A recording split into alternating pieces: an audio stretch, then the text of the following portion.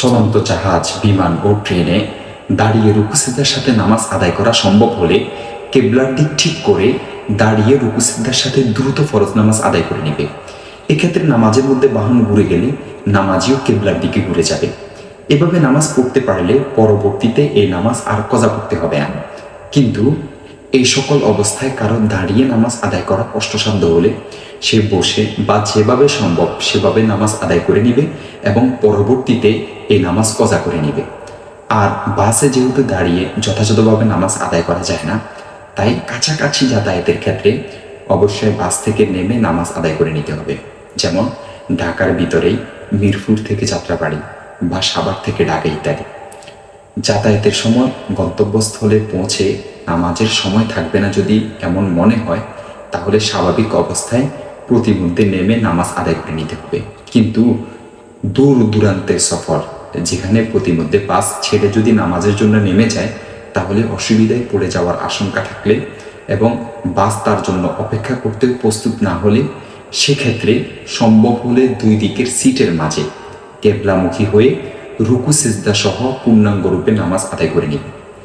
অবশ্য এতে যদি দাঁড়ানো থেকে পড়ে যাওয়ার আশঙ্কা থাকে, তাহলে কিছুতে হেলান দিয়ে বা হাত ধরেও অবস্থান করা যাবে এবং প্রয়োজনে দাঁড়ানো অবস্থায় হাত বাঁধা বা রুকু অবস্থায় হাঁটুতে হাত রাখা যদি না যায়, তাহলে অসুবিধা নেই।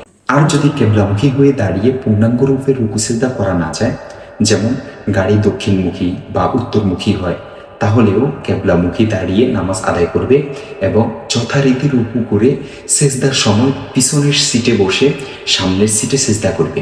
এক্ষেত্রে সামনের সিটে সেজদার সুযোগ না থাকলে বসে ইশারা সেজদা করবে।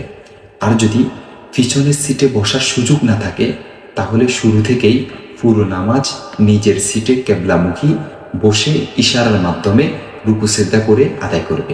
এছাড়া কেবলামুখী হওয়া বা দাঁড়ানো যদি সম্ভব না হয়, তাহলে যেভাবে সম্ভব সেভাবে আদায় করে নেবে।